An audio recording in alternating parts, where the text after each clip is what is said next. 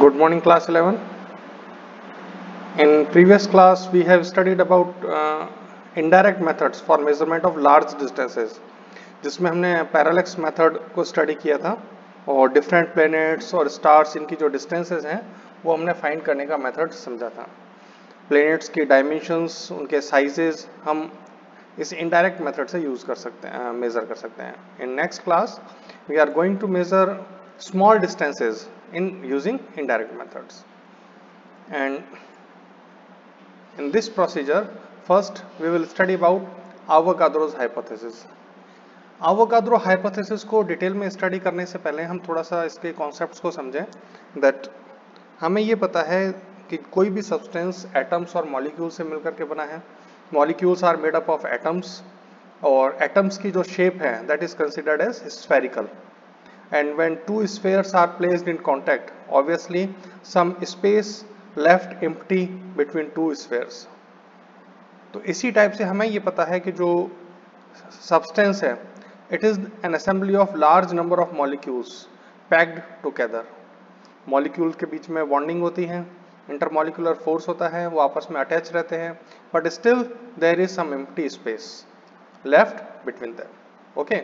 So according to Avogadro hypothesis, the actual volume of atoms in 1 gram of a substance is equal to 2/3 of the volume of substance. अगर हम सिर्फ atoms का total volume calculate करें तो ये उस substance के volume का 2/3 होगा। Means 1/3 of volume remains empty between atoms. Atoms क्योंकि spherical shape के हैं तो उनके बीच में कुछ space, जब वो closely placed होंगे तो उनके बीच में कुछ space होगा और वो स्पेस एम्प्टी होगा and that space is near about 1/3 of the total volume and 2/3 is occupied by the atoms. Okay, now we will calculate the radius of that atom using this phenomena.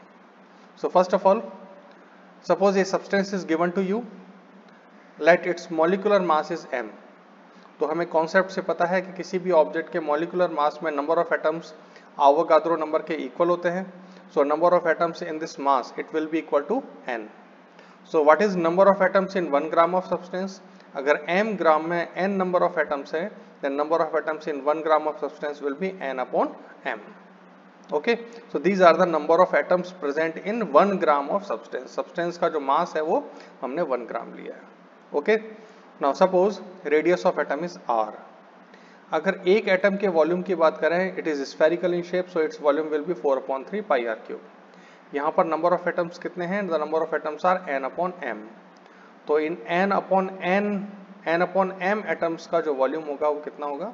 That will be n upon m 4/3 pi r cube. Okay, so this is the volume of atoms in 1 gram of substance. Now suppose इस 1 gram of substance का actual volume, substance का volume that is v. तो according to hypothesis volume of atoms on 1 gram of substance it is 2/3 of volume of 1 gram of substance. ये substance के volume का 2/3 होता है atoms का volume. तो एटम्स का वॉल्यूम तो हो गया n upon m 4/3 pi r of cube. 2/3 substance का वॉल्यूम हो गया v. नाउ यहाँ पर मास 1 ग्राम था. अगर हम डेंसिटी को रो से रिप्रेजेंट करें, rho is the density of substance, then what is density? It is mass upon volume. The mass of substance is 1 gram. Volume of 1 gram substance is V. So rho is equal to 1 upon V, means density is reciprocal to volume, or we can say volume is reciprocal of density. So we can replace 2/3 of V. V को हम 1 upon rho से replace कर सकते हैं. So n upon m is equal to 4/3 pi r cube is equal to 2/3 of 1 upon rho. Okay. So what is r cube? बाकी सभी quantities को आप ट्रांसपोज करें in right hand side, you will get r cube as m upon 2 pi n rho. So r is equal to cube root of m upon 2 pi n rho. m is the molecular mass, n is the Avogadro number, rho is density of that substance. All are constant for a given substance. तो आप उस substance के radius find कर सकते हैं. The next example is molecular size of oleic acid. Oleic acid हम specifically study कर रहे हैं because oleic acid is a soapy liquid with large molecular size. और जब भी आप इसको स्प्रेड करते हैं तो ये एक लीनियर फॉर्म में डिपॉजिट हो जाता है सरफेस पर. ओके, तो सबसे पहले हम इस सोपी सॉल्यूशन का एक लिक्विड बनाएंगे। We will take 1 centimeter cube of oleic acid and we will dissolve it in 20 centimeter cube of alcohol. Means 20 part alcohol लेंगे, उसमें 1 part हम oleic acid को dissolve कर देंगे.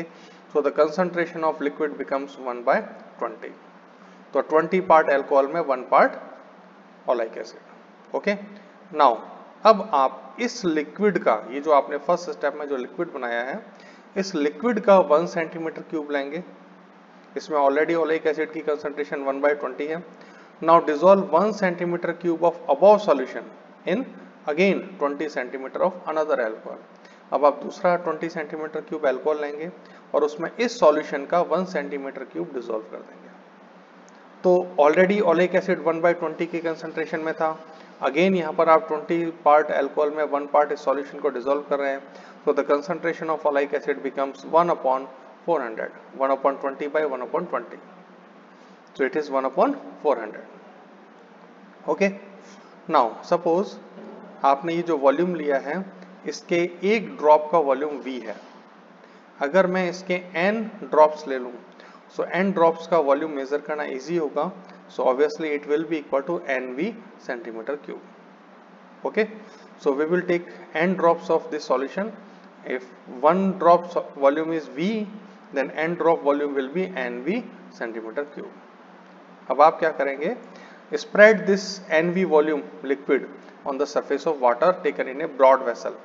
आप एक broad vessel लेंगे जिसका surface area large हो और उस surface पर आप क्या करेंगे? इस nV volume को spread कर देंगे.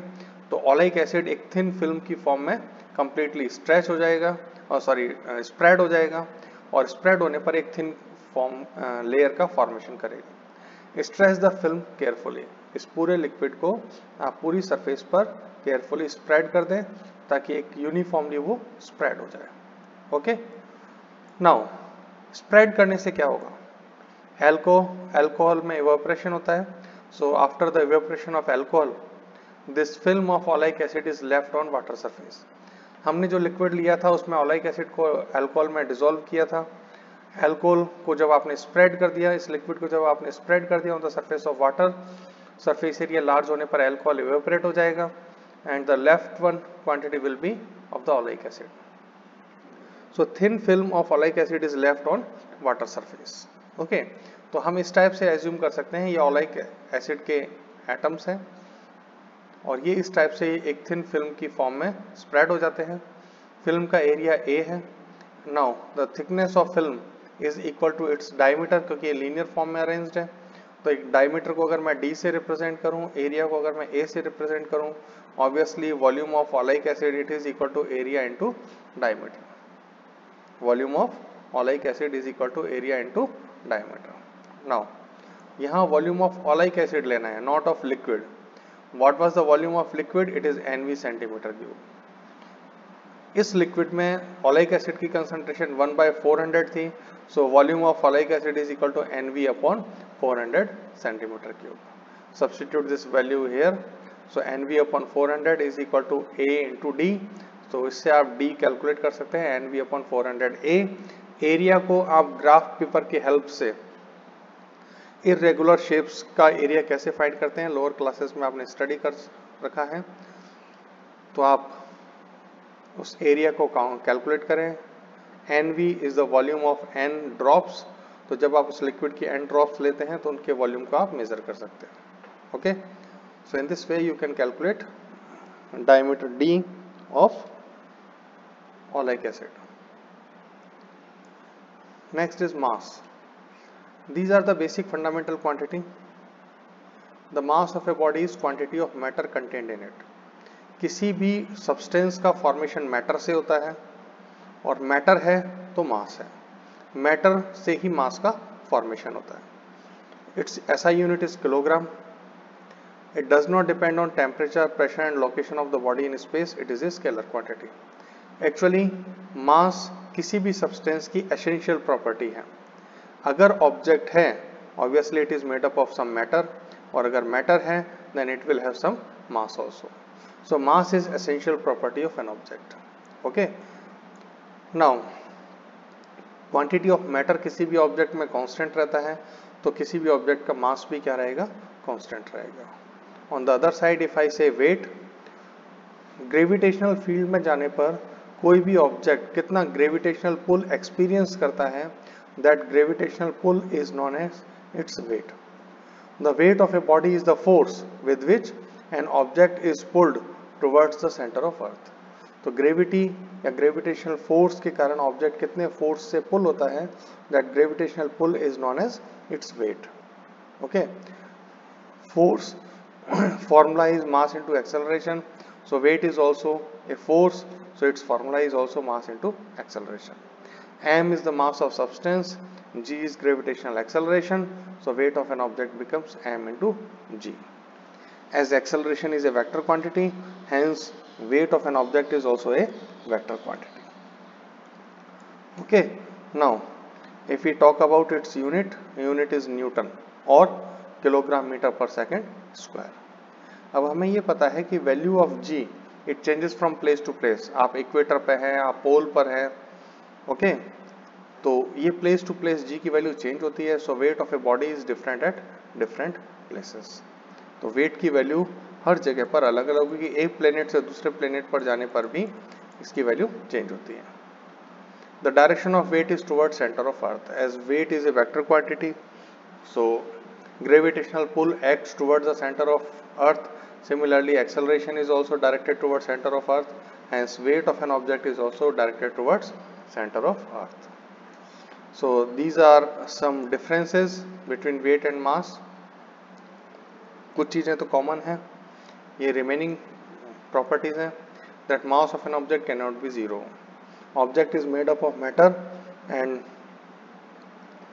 matter forms mass, so mass of an object cannot be zero, whereas weight of an object may be zero. आप अगर सेंटर ऑफ अर्थ पर जाएं तो वहाँ ग्रेविटेशनल एक्सेलरेशन जीरो है, ग्रेविटेशनल एक्सेलरेशन अगर जीरो है तो उसमें ऑब्जेक्ट का वेट भी क्या होगा, जीरो होगा। It is an essential property of material bodies. Obviously bodies are made up of matter and matter forms mass, so if an object is there obviously it will have some mass also, but it is weight of an object is not an essential property. Object में मास हो सकता है but इसका wait zero हो सकता है। Okay, इसकी value change भी हो सकती है from place to place. It is not affected by the presence of other bodies. अगर इसके नियर बाय आप कोई दूसरा ऑब्जेक्ट प्लेस करते हैं तो उनकी प्रेजेंस का मास पर कोई इफेक्ट नहीं पड़ता, but weight of an object is affected by presence of other bodies because weight is a gravitational force. Weight of an object is gravitational force and gravitational force में दूसरे ऑब्जेक्ट की presence जो है वो matter करती है। Gravitational force क्या है? According to Newton, every object in this universe attract every another object by a force and that is called gravitational force. तो अगर एक ऑब्जेक्ट के पास में अगर दूसरा ऑब्जेक्ट है तो वो उस पर ग्रेविटेशनल पुल अप्लाई कर सकता है, तो इसलिए दूसरे ऑब्जेक्ट की प्रेजेंस से वेट पर इफेक्ट पड़ता है। Okay, next is inertial mass. जब ऑब्जेक्ट ट्रांसलेटरी मोशन में हो, ट्रांसलेटरी मोशन में when gravitation is not having any role, तो उस समय ऑब्जेक्ट का जो मास है that is known as inertial mass and it is responsible for inertia in translatory motion. The mass of a body which determines its inertia in translatory motion is called its inertial mass. So अगर a acceleration है then inertial mass am is equal to f upon a. Okay, so unit is kilogram and it is measured using inertial balance. Next is gravitational mass. जब object inertial mass के case में जो motion है वो horizontal direction में होगा। In case of gravitational mass gravity work करेगी और एक्सेलरेशन जो होगा वो बिकॉज ऑफ ग्रेविटी होगा। The motion will be due to gravity. The mass of a body which determines the gravitational pull acting on it due to earth is called gravitational mass. अब हमें ये पता है किसी भी ऑब्जेक्ट m पर gravitational force F is given by this formula, F is equal to gmm upon r square. Here m Fr square upon gm, this is the gravitational mass. The unit of gravitational mass is gram weight or kilogram weight and it can be measured using physical balance or spring balance. Okay, so this is about mass and its types, gravitational mass and inertial mass.